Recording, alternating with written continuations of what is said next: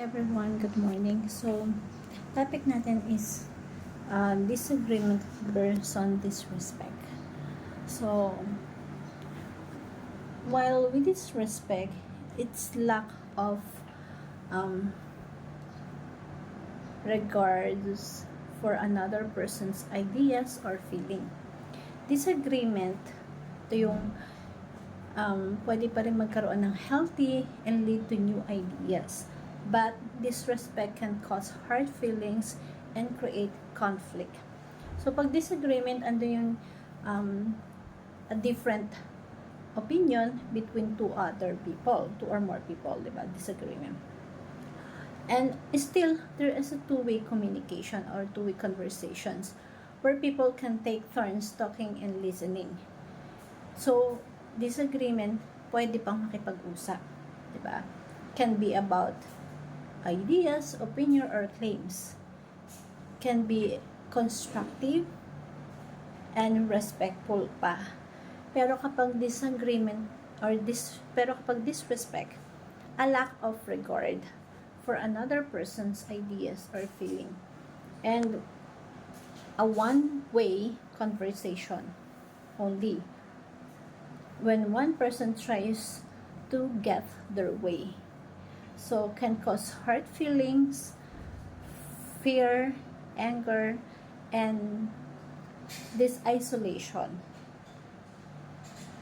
And can include talking back, ignoring people, or giving up other people.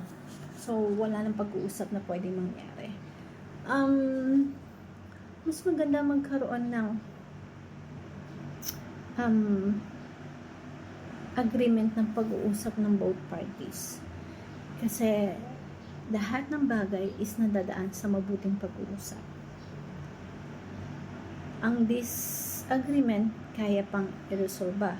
Pero ang disrespect, nakikinig lang ang tao kasi sa taong nire-respeto nila. Pero pag di nila nire-respeto, hindi na pakikinggan.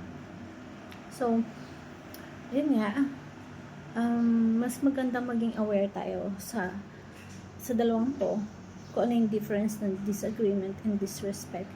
And as much as possible, kung kaya ma-handle sa disagreement pa lang, ma-handle na yung situation, makapag-usap na maayos, mas maganda kaysa mag-lead into disrespect. Hope dito sa topic nito, ma-open yung mind natin, tandaan natin na lahat ng bagay nadadaan sa simple communication. So, mabuting usapan lagi. Kaya nga na-create yung communication. Kailangan both parties are willing to listen to each other, even andun yung disagreement. Kaya pa maresolbahan. Na huwag pa abutin sa disrespect.